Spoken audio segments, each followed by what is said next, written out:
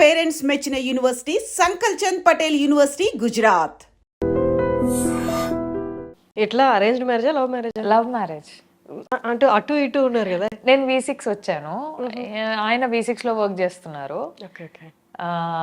Then marriage అయింది. Tea news లో ఒక 6.5 years వర్క్ చేశాను. అలా సెటిల్ అయిపోయింది అంతే. ఇంకా బట్ ఆయనకి క్లియర్గా క్లారిటీ ఉంది. అసలు ఇక్కడ ఏంటి, మనం ఇక్కడ ఉన్నా మనకి మనం ఏంటో తెలుసు, మన లిమిట్స్ తెలుసు కాబట్టి హీస్ వెరీ అంటే కరెక్ట్ థింక్ చేస్తున్నారు.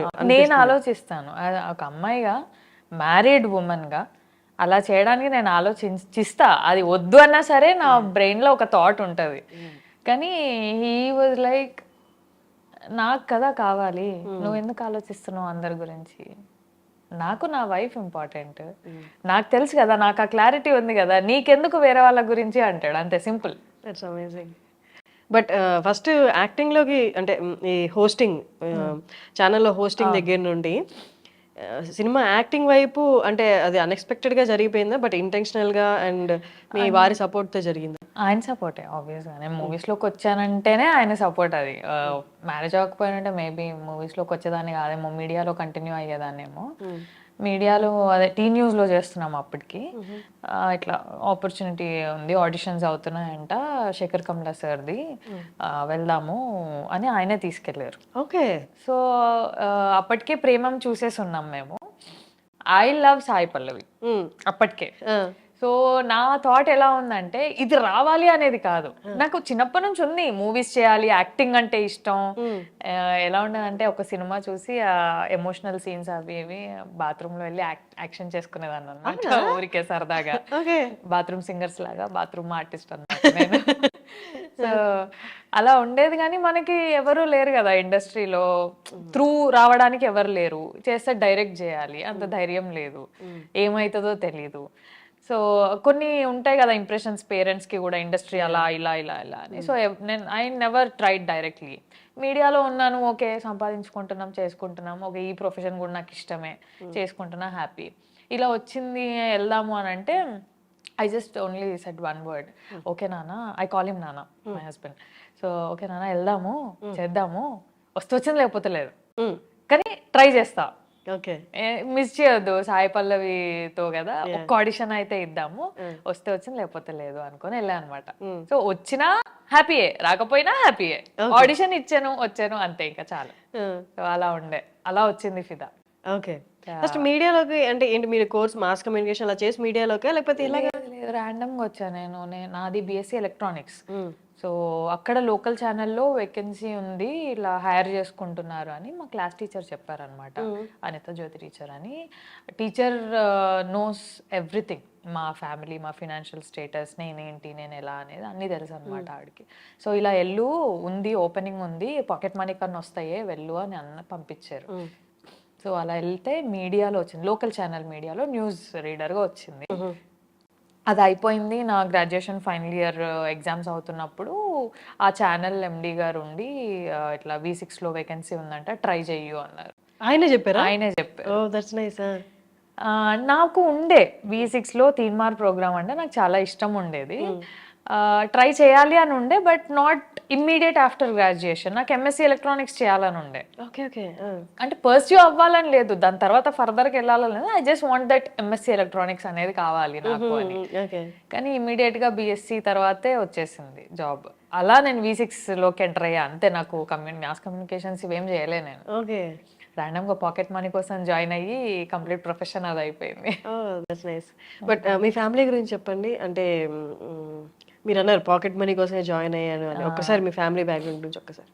నాన్న ప్రైవేట్ ఎంప్లాయీ, అమ్మ ఇంట్లోనే హౌస్ వైఫ్, చిన్నగా టైలరింగ్ అది చేసేదన్నమాట, నార్మల్ బ్లౌజెస్, ఫాల్స్ ఇవి కుట్టేది. నాకు చెల్లె, నేను ట్యూషన్స్ చెప్పేదాన్ని. చెల్లె స్కూలింగ్ ఆ ఏజ్లో, నేను ట్యూషన్స్ చెప్పేటప్పటికి తన స్కూలింగ్.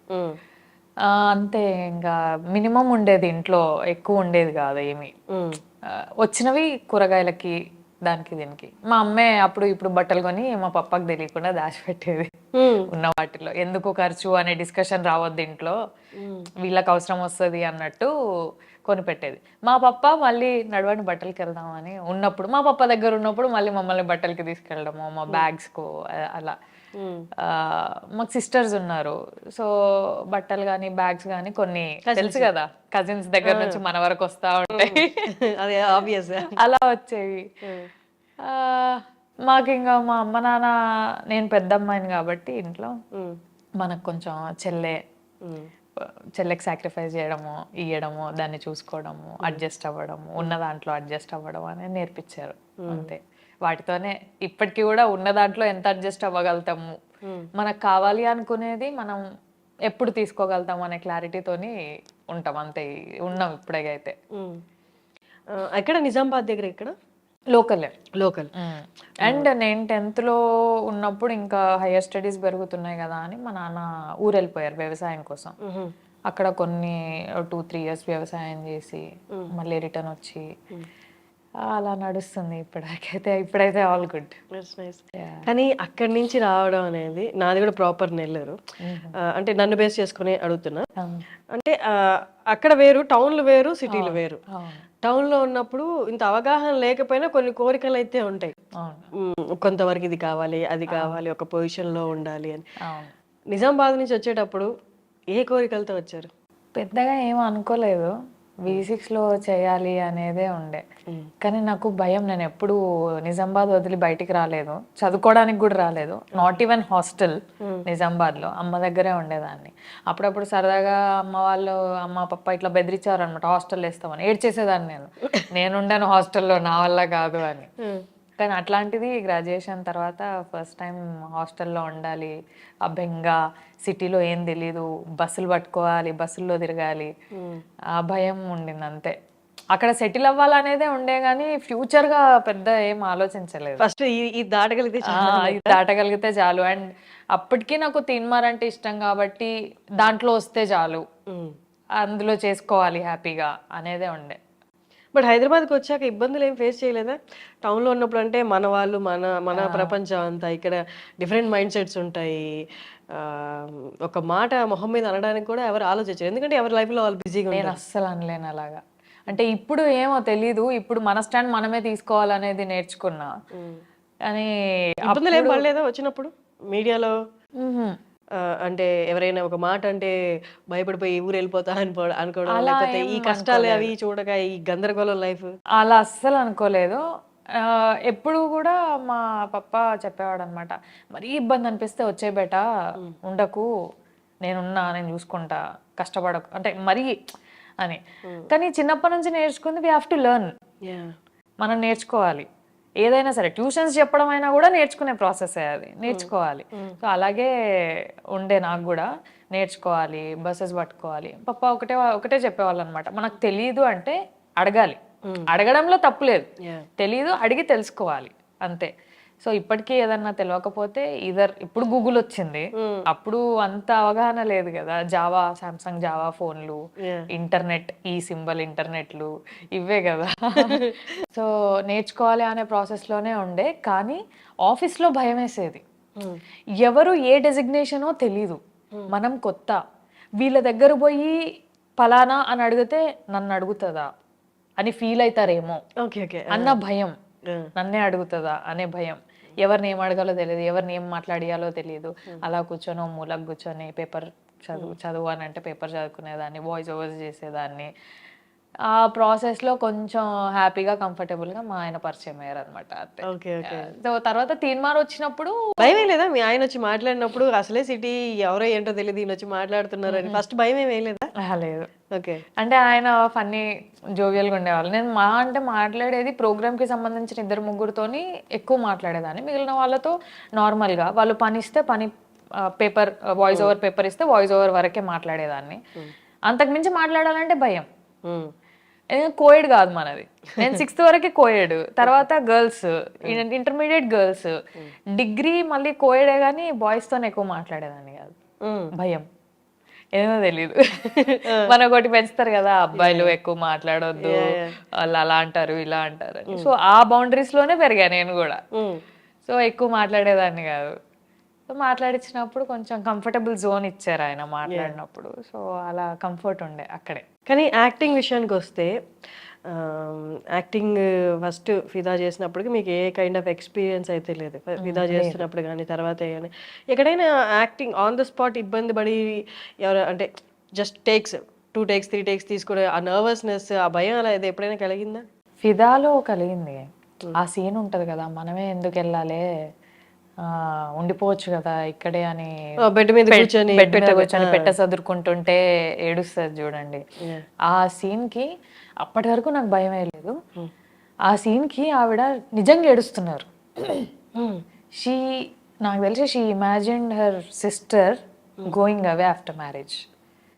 అదే సీన్ కదా, తనకి ఓ చెల్లుంది. సో ఆ ఇమాజిన్ చేసుకొని ఆమె నిజంగా ఏడ్చేస్తుంటే ఆమె యాక్టింగ్ చూసి నాకు రావట్లేదు ఇంకా. నేను I think I took 11 or 12 takes.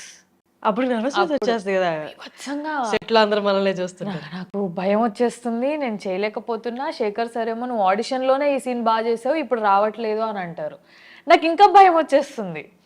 ఇక దాన్ని హీ టుక్, ఇంకా లాస్ట్లో ఎక్కడి వరకు వస్తే అక్కడి వరకు తీసుకున్నట్టున్నారు.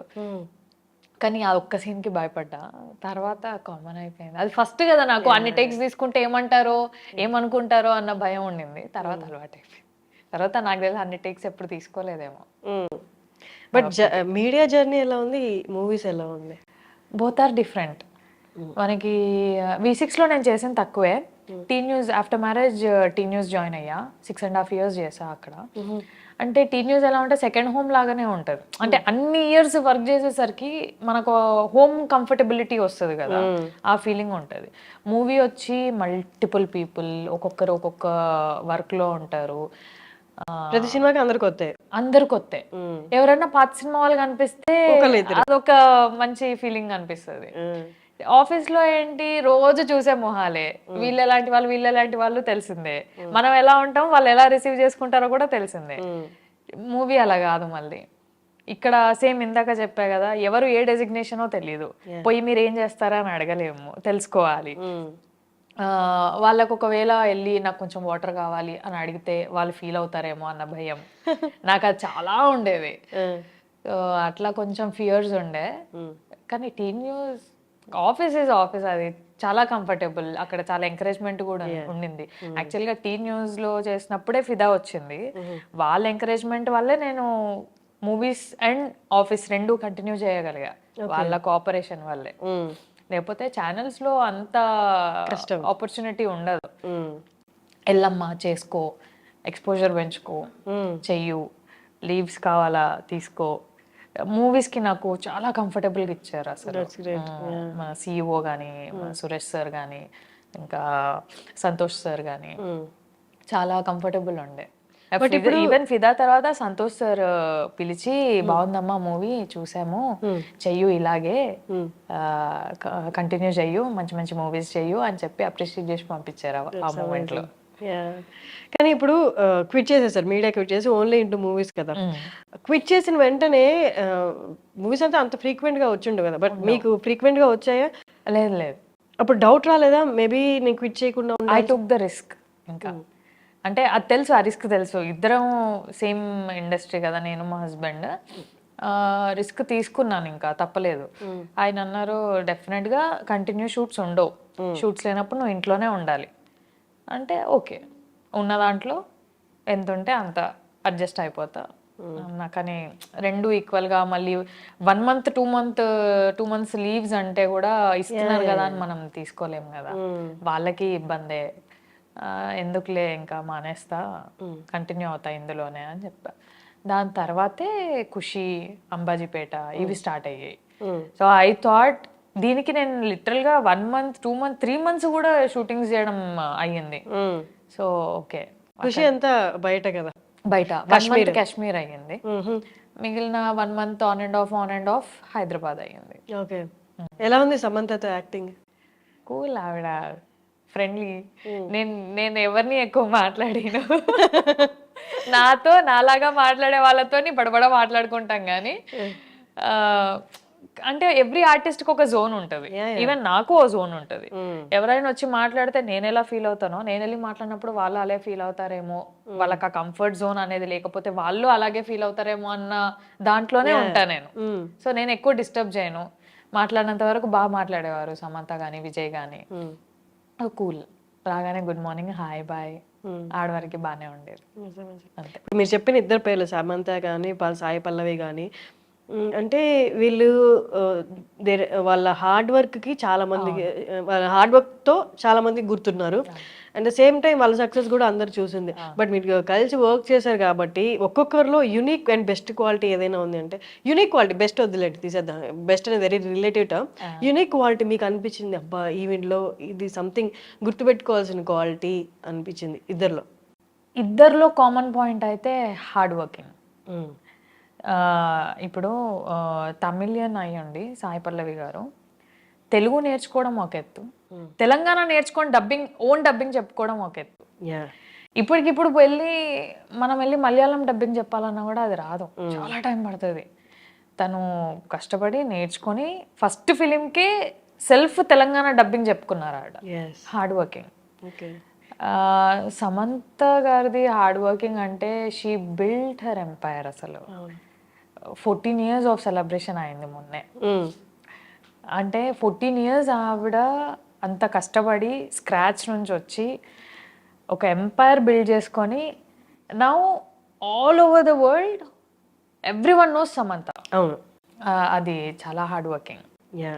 సో ఇద్దరిలో కామన్ పాయింట్ అయితే అదే హార్డ్ వర్కింగ్. యునీక్ అంటే ఎవరితో ఎక్కువ క్లోజ్గా మూవ్ అవ్వలేదు కదా. సాయి పల్లవి గారితో కూడా క్లోజ్గా మూవ్ అవ్వలేదు. సో కాంబినేషన్ సీన్స్ వరకు లేదా షార్ట్ గ్యాప్లో 1-2 మాట్లాడడమే. ఎక్కువ జర్నీ చేస్తేనే will get to know what is the unique point in them అనేది. సో వీళ్ళ నుంచి నేర్చుకోవాలి ఏమైనా అంటే హార్డ్ వర్కింగ్. అండ్ పల్లవి గారి దగ్గర నుంచి స్టోరీ పికింగ్ అది నేర్చుకోవాలి. ఆమె చాలా అంటే ఎప్పుడో ఒకటి వచ్చినా కూడా ఆమె రోల్స్ పిక్ చేసుకోవడం అనేది యూనిక్ ఉంటుంది. అవును, రిలేటెడ్ గా లేకుండా. అలా అంబాజీపేట చూసిన వాళ్ళు సినిమా ఇండస్ట్రీ నుండి మీకు కాల్ చేసి చాలా చక్కగా చేసావు, మీరు ఎక్స్పెక్ట్ చేయని కాల్ చేసి మీ యాక్టింగ్ గురించి కాంప్లిమెంట్ ఇచ్చిన వాళ్ళు ఎవరిదైనా కాల్ ఉందా? ఎక్స్పెక్ట్ చేయని కాల్ కాదు, కాల్ రాలేదు, మెసేజ్ అయితే వచ్చాయి. లైక్ రాజా ఫిదాలో హస్బెండ్ గా చేశారు కదా, రాజా అప్రిషియేట్ చేశారు. మన హసిద్ గోలీ డైరెక్టర్ గారు అప్రిషియేట్ చేశారు, కంగ్రాచులేట్ చేశారు. మొన్న భామకలాపం 2 ప్రీమియర్స్ రోజు హను సార్ని కలిసా, Hanu Raghav. He congratulated me, appreciated మీ.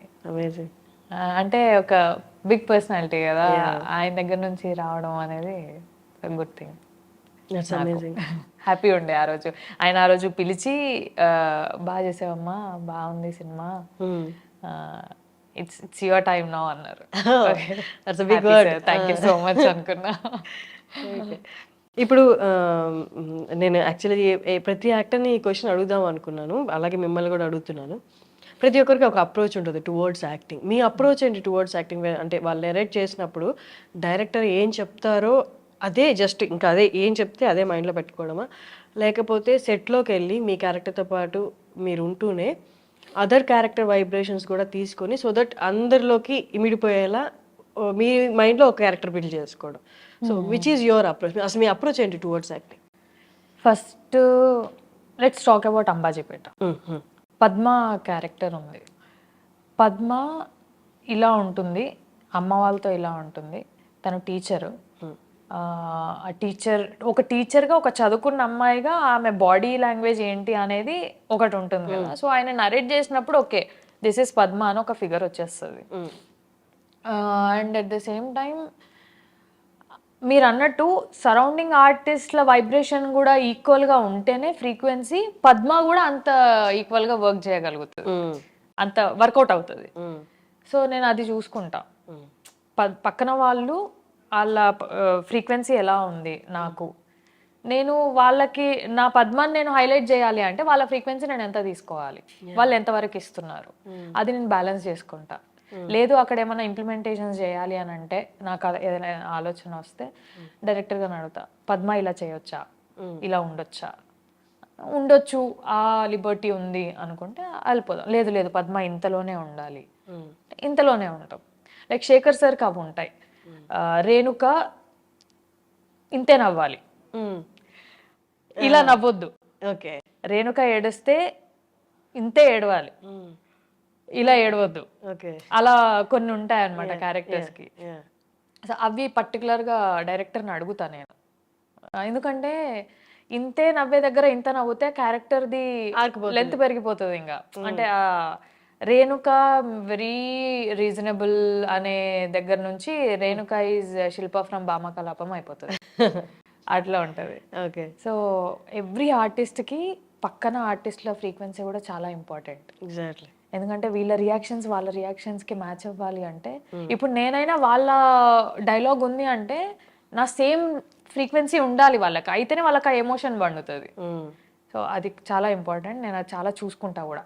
ఒకవేళ అవతల వాళ్ళ నుంచి అది రావట్లేదు అంటే నా రేంజ్ నేను మెయింటైన్ చేసుకుంటా, ఇంకా అది పెరగకుండా తగ్గకుండా డిస్టర్బ్ అవ్వకుండా అలా మెయింటైన్ చేస్తా. That's amazing. చాలా చక్కటి గ్రాఫ్. అందరూ, నేను తన ఇంటర్వ్యూ కూడా చేశాను, మీకు పేరుగా చేసిన జగదీష్ జగదీష్ జగదీష్ సంజీవి వస్తుంది నాకు. తనది యాక్చువల్లీ అందరూ జెలస్ గా ఫీల్ అయ్యే యాక్టింగ్ కెరియర్.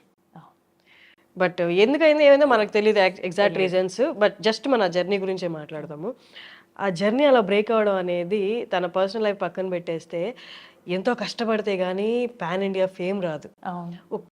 అల్లు అర్జున్ లాంటి గారి సినిమాని మొత్తం తనే వాయిస్ ఓవర్ ఇవ్వడం అంటే, అలా బ్రేక్ అయినప్పుడు ప్రతి ఆర్టిస్ట్ తనతో సంబంధం ఉన్న సంబంధాలు తనతో యాక్ట్ చేసినా యాక్ట్ చేయకపోయినా ఒక కైండ్ ఆఫ్ కన్సర్న్ చూపిస్తారు.